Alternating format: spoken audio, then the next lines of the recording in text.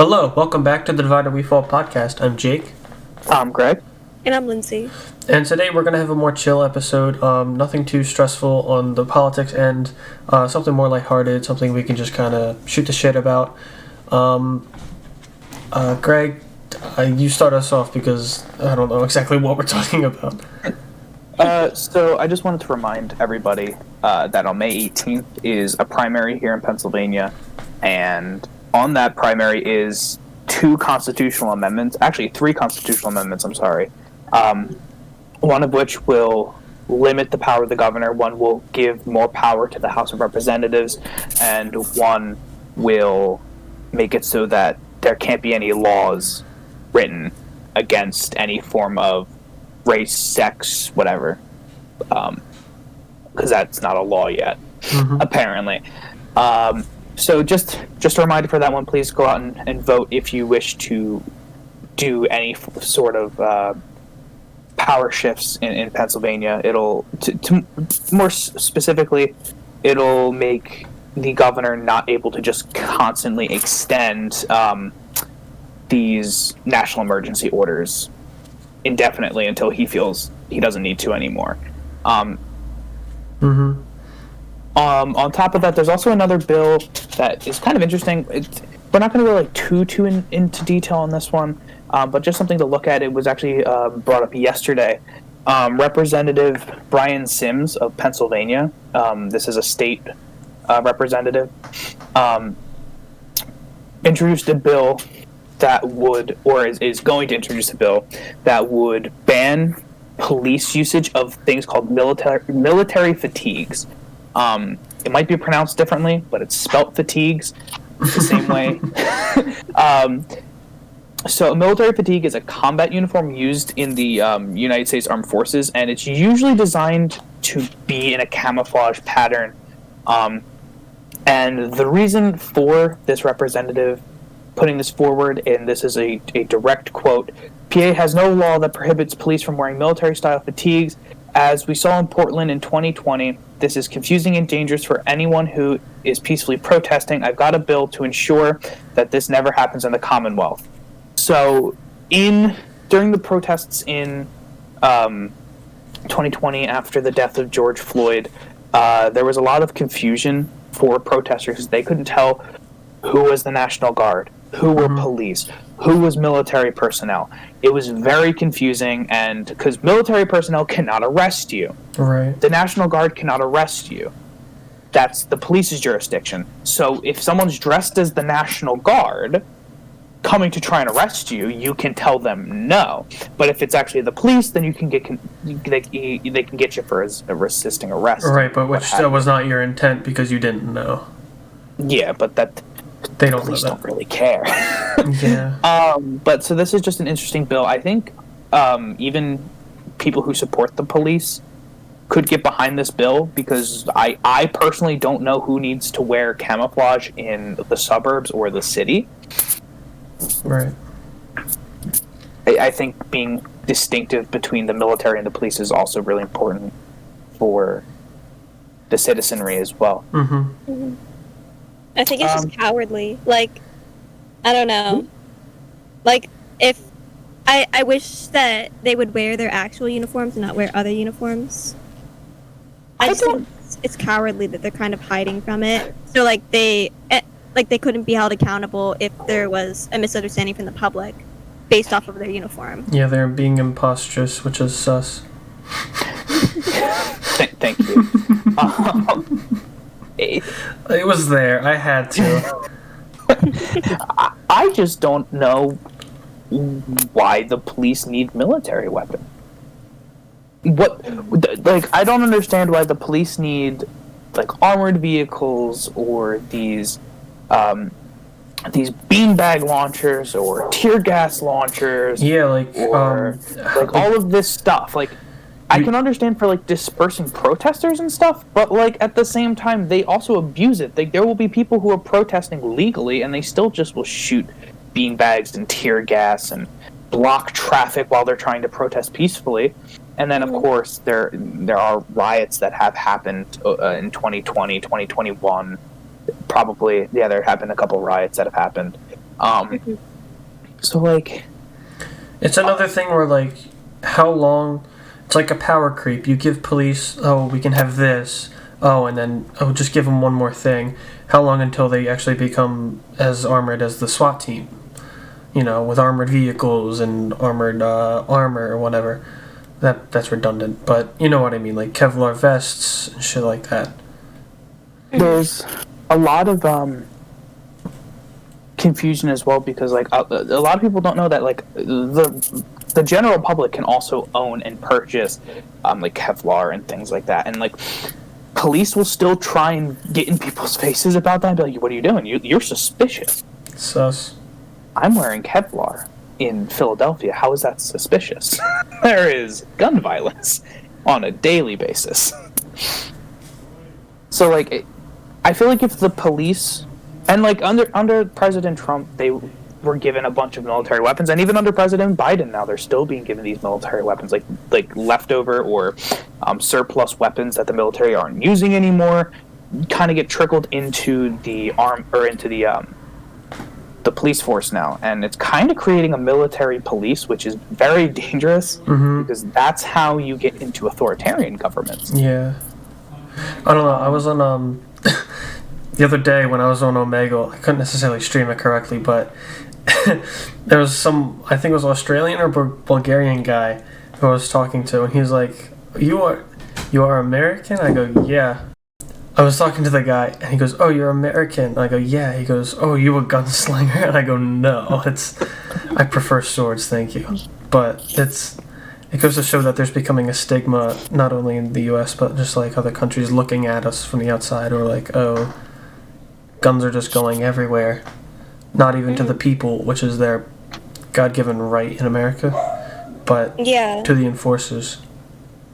Like, just to chime in with like the police abusing their power, like literally whenever I hear that, the first thing I think of is outside the White House that one time when like the police, like there was a ton of protesters for like I think it was George Floyd still, and Trump wanted to take a picture in front of a church nearby, so they just I remember that.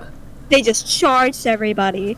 They charged literally everyone, and they were all there like they were peaceful, they did nothing wrong, and they just destroyed these people. Like, it was ridiculous.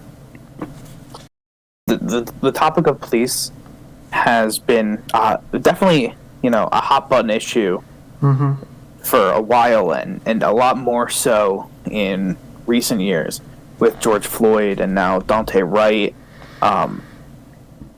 There's just a lot going on in the police force that's coming out more so every day, and people are getting more and more confused. And I think we can touch on this a lot more. I would like to explore the Daunte Wright incident more, because I don't understand if anyone's unaware of that incident.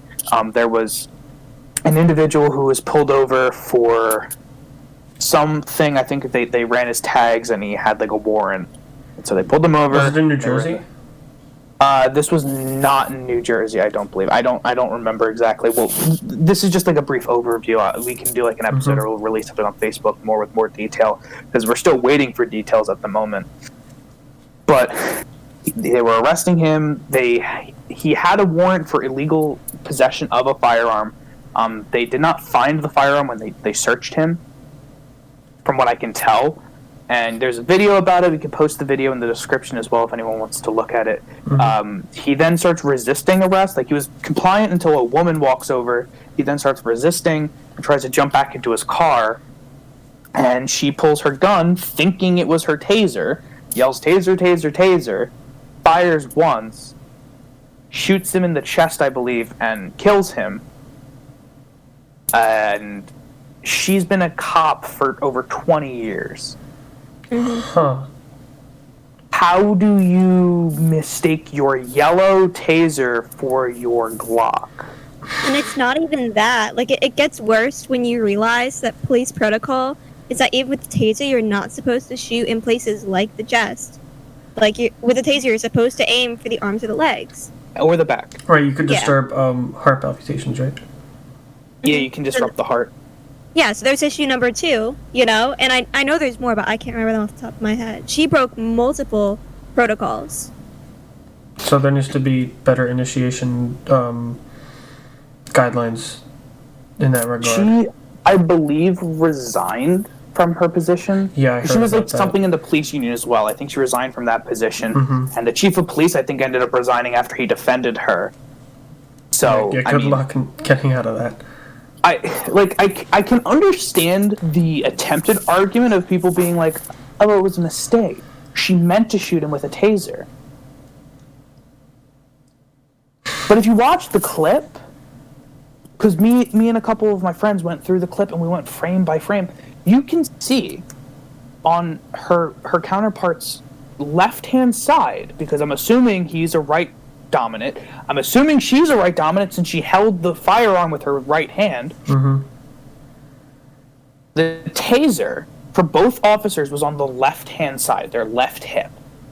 How do you mistakenly pull out your gun when your taser is yellow, first of all, and secondly, it's on your left-hand side, and you've been a police officer for however many years? I don't think the holsters switch on a daily. It's not like, oh, they got me, my taser's on the right side now. No, like, it doesn't move. The taser's on your non-dominant hand side, usually. Sometimes it's on the chest. Hers was, I'm assuming, on the left side. Or if she had both on the right side, why? You can't defend that as just a mistake. She should go on trial, which she is, for manslaughter, because I don't believe she had intent to kill, maybe even second degree. I believe second degree murder is not intent to kill, but still killed. Because she she was knowingly firing at an individual. So, I don't know. I think there's a lot more to this case that needs to be brought out. I want to see the first guy's the body cam footage, who was actually arresting Daunte Wright. Mm. Because her footage is kind of grainy. You can't really hear what's going on. So I want to hear what he's saying to to Daunte Wright as he's arresting him. Then she walks over and now he's resisting after he wasn't resisting. I just don't know what happened from point A to point B to now dead. I just think it's interesting. I think we could do a lot more on like a dedicated entire episode to just policing Brutality. and that kind of thing, because it's definitely an interesting topic because it's very prominent and very real. You know, on the topic of that, have you guys been watching the Derek Chauvin trial at all? Oh God, I don't even want to. I can't. I tried and I couldn't. I've been watching like little snippets, and like there's some interesting things in there. Like the fentanyl thing killing him. It was confirmed that wasn't true. Both times it was asphyxiation. So I still find it so funny that people are like trying to like, say that's how he died, but he really died from the leg on his neck. Like, I don't care. I don't care if he was drunk. I don't care if he had fentanyl in his system. I don't care if he was stoned. You just don't sit on a man. Even if, let's say he didn't choke him to death. Let's say he died from something else. How is a police protocol to allow your suspect to die on site? To hold somebody down? Like, I understand he was claiming, I can't breathe, since they pulled him out of his vehicle. He was saying, I can't breathe since they pulled him out of his vehicle. It was like a broken record. I can't breathe. I can't breathe. I can't breathe. But it was over and over and over again. So by that point, it's kind of in the officer's mind. He was probably going, oh, like he's just saying like there's a wolf. Mm-hmm. The boy who cried wolf thing. Yeah. The boy who cried wolf thing. Like he's been saying he can't breathe since I pulled him out of his car. He's breathing. So, but how is it police protocol to hold a man down on cement while he's in a tank top, nonetheless, for 9 minutes? Yeah, and I think he was held down for longer than 9 minutes. They also said that in one of the first few days of the trial. He was held down He was held down for, I think, like a minute or two more than that. And he had died a few minutes before they let him up. If I'm remembering correctly, I'm not sure. I don't know. It's insane to me. There was another video, I think from 2020 or 2019, of a dementia patient. Like, she had dementia and Alzheimer's, and she went to a Walmart to buy something. She goes to buy it, forgets to pay because she has dementia and Alzheimer's. So she forgot to pay. Yeah. Because she has Alzheimer's and dementia. It wasn't like severe enough that she needed a caretaker constantly. Mm-hmm. But I believe she had like a card or something, or she wasn't acting like, she thought she paid. So when she was getting stopped by Walmart employees, she was like, "I paid. What are you talking about?" She didn't realize that she didn't pay. She had dementia. She, I believe, was in her 70s or something like that. So she just starts walking home. She lived like around the corner from the Walmart. She starts walking home. A police officer stops and walks up to her and is like, "You did not pay. You're under arrest, whatever." And she's like, "No, I'm not. I'm walking home." Because she doesn't know what's going on. Clearly, like, she has no idea what's going on. She's just walking home. Is there footage of this? There's footage of it, yeah. There's footage of it. And there's footage of her leaving the Walmart, and the Walmart employees trying to get her back inside, and she ends up... They get her inside, and then she leaves anyway. There's body cam footage of this officer doing what he's doing. He then tackles her to the ground. When he tackles her to the ground, breaks her right shoulder in the process. Why do you need to tackle an old lady? She's not running anywhere. She was walking. She didn't run. She didn't even really resist. She's an old, frail, small woman, and you are a big, probably almost 6-foot officer who works out probably daily. You don't need to take a woman to the ground. An old woman who has Alzheimer's and dementia. Old woman, old man, same fucking thing. They're not gonna... There's no way. Well, there are some older men that I know that could beat the shit out of anyone. Well, that's not the point. But she did not look like she had any muscle. She was frail. She looked thin. She did not look like she could put up much of a fight if you really just wanted. You could have picked her up and put her in the car.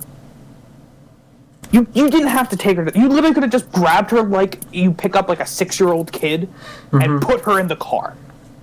It would have been the exact same situation.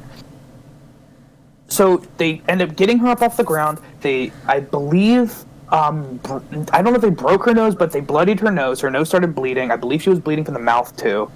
Like I said, there's a video. There is blood. Then another officer reports to the scene, and she helps get this woman into the car. And now the old woman is crying, saying, "I just want to go home. I'm trying to go home. I'm trying to walk home." And they just throw her into the car. Their supervisor comes. I believe the sergeant comes.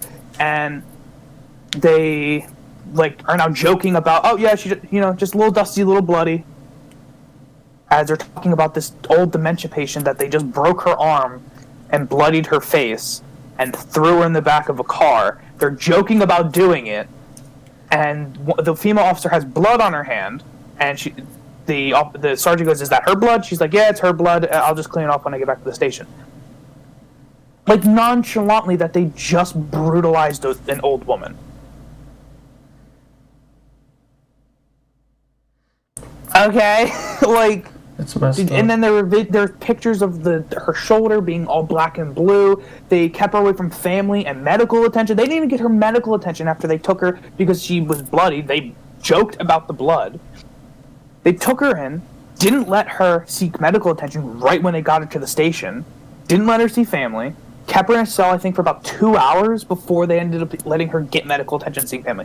So she had a broken arm. She was handcuffed for 2 hours without medical attention. Old dementia patient. I just looked it up, and this all happened because she walked out with just $14 worth of items. $14.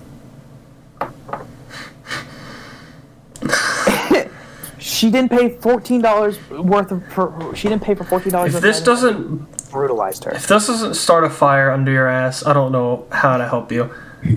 And like, I understand, like, there's a lot also going on. So like, if there are people who are like, oh, there isn't a systemic racism problem, like if they're trying to like counterclaim Black Lives Matter, if they're trying to say it's not. there isn't a systemic racism problem. Okay, let's say there isn't a systemic racism problem, but there's a police problem. There is a police problem. It's You have to say, you can't, not a single person, unless you're a freaking bootlicker, can sit here and say that it is okay that these people treated this old lady like that. There is no way that you can say that these people treated George Floyd properly. There's no way they can say they treated Dante Wright properly.